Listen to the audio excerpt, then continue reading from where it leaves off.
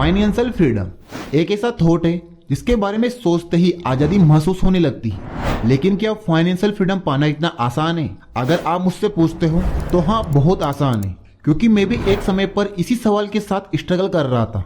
लेकिन जब मैंने कुछ खास पॉइंट को अपनी लाइफ में फॉलो किया तो धीरे धीरे फाइनेंशियल फ्रीडम की तरफ बढ़ने लगा। और आज मैं आपसे वही 6 सीक्रेट पॉइंट को शेयर करूंगा जिन्हें मैंने अपनाकर अपनी लाइफ को फाइनेंशियली आसान बनाया है। अगर आप जेन्युइनली फाइनेंशियल फ्रीडम चाहते हो तो वीडियो को एंड तक जरूर देखना, क्योंकि 6 पॉइंट इतना पावरफुल है कि अगर आपने उसे समझ लिया तो आप बिना पैसों के भी फाइनेंशियली फ्रीडम अचीव कर सकते हो। तो चलिए बढ़ते हैं पहले कदम की तरफ, जो कि है अर्ली इन्वेस्टमेंट। जितनी जल्दी आप इन्वेस्ट करना स्टार्ट करते हो उतनी ही ज्यादा आपको कंपाउंडिंग का फायदा मिलता है। कंपाउंडिंग का मैजिक तभी काम करता है जब टाइम के साथ आप इन्वेस्ट करना स्टार्ट करते हो। मान लो अगर आप यंग एज में छोटे अमाउंट भी इन्वेस्ट करते हो तो फ्यूचर में वो अमाउंट एक बड़ा अमाउंट बन सकता है। इसलिए हमेशा आप एक बात याद रखना, time in the market is more important then timing the market. मतलब क्या?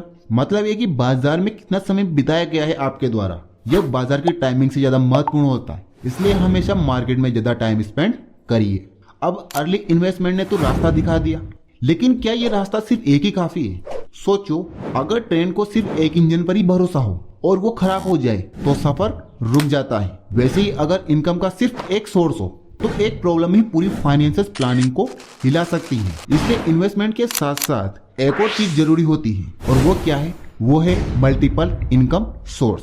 एक सिंगल इनकम सोर्स पे डिपेंड रहना रिस्की हो सकता है। इसलिए फाइनेंशियल फ्रीडम के लिए जरूरी है कि आप मल्टीपल इनकम सोर्स बनाएं, जैसे कि साइड बिजनेस, रेंटेड इनकम, या फिर आप फ्रीलांसिंग का काम भी कर सकते हैं। जब आपके पास अलग अलग जगह से पैसे आने लगते हैं तो फाइनेंशियल सिक्योरिटी ऑटोमेटिकली बढ़ जाती है। लेकिन जितना जरूरी है पैसे कमाना, उतना ही इम्पोर्टेंट है उसे संभालना, क्योंकि अगर आदतें ही गलत होगी तो चाहे पैसे जितने भी आए सब हवा हो जाते हैं। इसीलिए माइंडसेट के साथ हमें समझना होता है स्पेंडिंग हैबिट के बारे में। अभी स्पेंडिंग हैबिट क्या है? सिर्फ ज्यादा कमाने से फाइनेंशियल फ्रीडम नहीं मिलता, बल्कि ज्यादा बचाने से मिलता है। इसके लिए आपको स्मार्ट स्पेंडिंग हैबिट अडॉप्ट करनी होगी। अब इसका मतलब क्या है? इसका मतलब होता है कि आपको पैसों को कैसे खर्च किया जाए इसके बारे में सीखना होगा, जिसके लिए आपको कुछ पॉइंटों को ध्यान में रखना है, जैसे कि बजट कैसे बनाए, खर्च को ट्रैक करें, किस चीज की आपको आवश्यकता है और किस चीज की आपको आवश्यकता नहीं है, इसके बीच में फर्क समझिए। और जैसे जैसे इनकम बढ़े वैसे वैसे अपना लाइफ स्टाइल अननेसेसरी चीजों के लिए अपडेट ना करें। और जब हम पैसे को संभालना सीख जाते हैं तो अगली रिस्पॉन्सिबिलिटी होती है अपना फ्यूचर सिक्योर करना, क्योंकि जिंदगी कभी भी कुछ भी दिखा सकती है। इसलिए जरूरी होता है इमरजेंसी फंड। अब ये इमरजेंसी फंड क्या है? इमरजेंसी फंड एक सेफ्टी नेट की तरह काम करता है। जब भी लाइफ में कोई अनप्रेडिक्टेबल सिचुएशन आए, जैसे कि जॉब लॉस या फिर मेडिकल इमरजेंसी, तो आइडियली आपके पास 3 से 6 महीने के खर्च का इमरजेंसी फंड होना चाहिए, क्योंकि ये फंड आपको डेप्थ लेने से बचाता है और आपके लॉन्ग टर्म प्लान को सिक्योर रखता है। अब तक हमने सिस्टम तैयार किया, पैसों का आना, उसका मैनेजमेंट और प्रोटेक्शन। लेकिन सबसे बड़ा वेपन होता है नॉलेज, क्योंकि बिना ज्ञान के कोई भी सिस्टम ज्यादा देर तक नहीं टिकता। इसलिए हमें फाइनेंस की नॉलेज को अपडेट करते रहना चाहिए। जितनी अच्छी आपकी फाइनेंस की नॉलेज होगी उतने ही अच्छे डिसीजन आप लेंगे। इसके लिए आप रेगुलर बुक पढ़िए, प्रोडकास्ट सुनिए, कोर्स करिए और एक्सपर्ट्स को फॉलो करके अपने आप को अपडेट करते रहिए, जिसके लिए आप हमें भी सब्सक्राइब कर सकते हो। फाइनेंस की नॉलेज आपको गलत डिसीजन से बचाती है और नई अपॉर्चुनिटी को समझने में मदद करती है। मुझे आज भी याद है, एक बार मैंने बिना सोचे समझे एक लोन लिया था।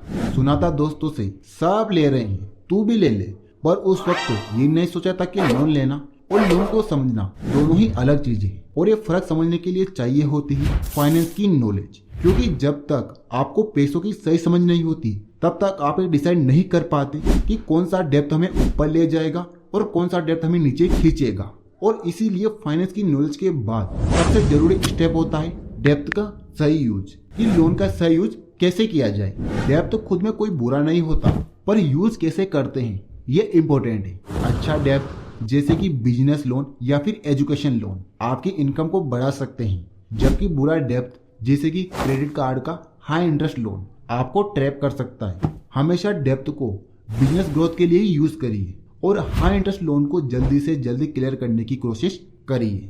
अब इन सारे पॉइंट को फॉलो करके आप फाइनेंशियल फ्रीडम की तरफ बढ़ सकते हो, लेकिन एक सच ये भी है कि इन सब का कोई फायदा नहीं होगा अगर आपके पास पैसा ही ना हो, क्योंकि सिस्टम तभी काम करता है जब सिस्टम के अंदर कुछ डाला जाए, और कुछ होता है पैसा। और पैसा कैसे कमाए, कहाँ से स्टार्ट करें, इसका रोड मैप मैं नेक्स्ट वीडियो में बताऊंगा। अगर इस वीडियो पर 500 कमेंट्स आते हैं, जिसके लिए आपको कमेंट्स में लिखना होगा इजी मनी।